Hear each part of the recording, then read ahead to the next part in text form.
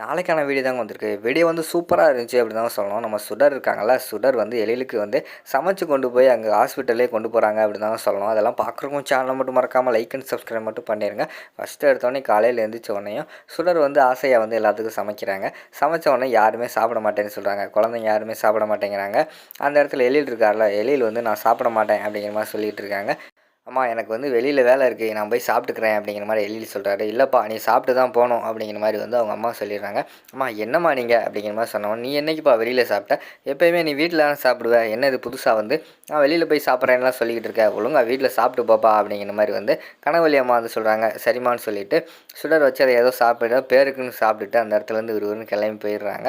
அதுக்கடுத்து வந்து கனகவழி அம்மா வந்து சொல்கிறாங்க, அம்மாடி சுடர் மத்தியானம் வந்து எழிலுக்கு வந்து சாப்பாடு கொண்டு போய் கொடுத்துரு. வழக்கமாக வந்து சாப்பாடு எடுத்துகிட்டு போவான், இன்றைக்கி பார்த்தா அவன் சாப்பாடு எடுத்துகிட்டு போகல, நீ தான்மா கொண்டு போய் கொடுக்கணும் அப்படிங்கிற மாதிரி சொல்கிறாங்க. அம்மா நான் கொண்டு போய் கொடுத்தா அவர் ஏற்றுக்குருவாரா சாப்பிடுவாரா என்னன்னு தெரியலையம்மா அப்படிங்கிற மாதிரி சொல்லிகிட்டு இருக்காங்க. அதெல்லாம் ஏற்றுக்குருவாம்மா, அவன் சாப்பிடுவான், சாப்பிடாம எங்கே போவான், கண்டிப்பாக சாப்பிட்டு தான் ஆகணும், நான் சொல்கிறேன்ல நீ கொண்டு போய் கொடுமா அப்படிங்கிற மாதிரி வந்து கனகவழி அம்மா வந்து சொல்கிறாங்க.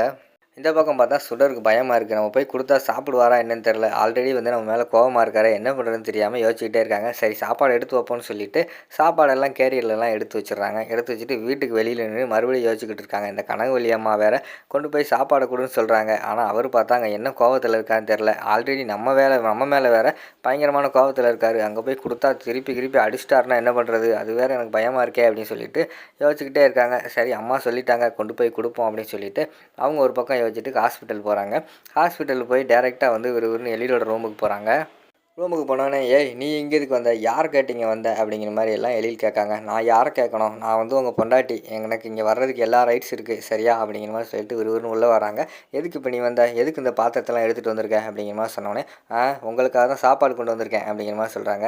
நான் தான் சொன்னேன்ல வரும்போதே வந்து எனக்கு சாப்பாடெல்லாம் தேவையில்லை, நான் கடையில் வாங்கி சாப்பிட்டுக்கிறேன்னு சொன்னேன்ல, பிறதுக்கு இதெல்லாம் கொண்டு வந்தேன் அப்படிங்கிற மாதிரி சொன்னோடனே கடையில் சாப்பிட்டா உடம்பு என்ன ஆகுறது, என்னோடய புருஷனோட உடம்பை நான் தானே பார்த்துக்கணும், ஒழுங்காக வந்து இந்த சாப்பாடை வந்து சாப்பிடுங்க அப்படிங்கிற மாதிரி சொல்லிட்டு இருக்காங்க. அதெல்லாம் சாப்பிட முடியாது, ஒழுங்கா நீ வந்த மாதிரியே வந்து எல்லாத்தையும் எடுத்து வீட்டுக்கு கொண்டு போயிரு அப்படிங்கிற மாதிரி சொல்லிட்டு இருக்காங்க. அதெல்லாம் கிடையாது, நீங்கள் சாப்பிட்டா தான் நான் வந்து இந்த இடத்த விட்டு போவேன், அவ்வளோதான் சொல்லிட்டேன் அப்படிங்கிற மாதிரி சொல்லிவிட்டு சாப்பாடெல்லாம் எடுத்து கம்மன்னு எடுத்து அடுக்கி வச்சுட்டாங்க டேபிளில். அந்த நேரத்தில் வந்து ஒரு 2 டாக்டர் வராங்க. சார் எழில் சார் வாங்க சார், லஞ்ச் டைம் ஆயிடுச்சு, வாங்க போய் சாப்பிடுவோம் அப்படிங்கிற மாதிரி கூப்பிட்றாங்க. இல்லை சார் இன்றைக்கி வந்து என்னால் சாப்பிட முடியாது, கொஞ்சம் வயிறு வந்து பிரச்சனையாக இருக்குது, அதனால் நீங்கள் சாப்பிட்றீங்களா அப்படிங்கிற மாதிரி கேட்குறாங்க. சரி சார் நீங்கள் தப்பாக நினைக்கலனா இன்றைக்கி தான் நீங்கள் சாப்பிடல, உங்கள் வீட்டு சாப்பாடை வந்து நாங்கள்லாம் சாப்பிட்டுக்கலாமா அப்படிங்கிற மாதிரி வந்து அந்த டாக்டர் வந்து கேட்குறாங்க. ஷியர் சார் நீங்கள் சாப்பிட்டுக்கோங்க அப்படிங்கிற மாதிரி சொன்னோடனே சரிம்மா நீங்கள் எடுத்து வைங்க நாங்கள் சாப்பிட்டுக்கிறோம் அப்படின்னு சொன்னோடனே சுடர் எடுத்து வைக்காங்க.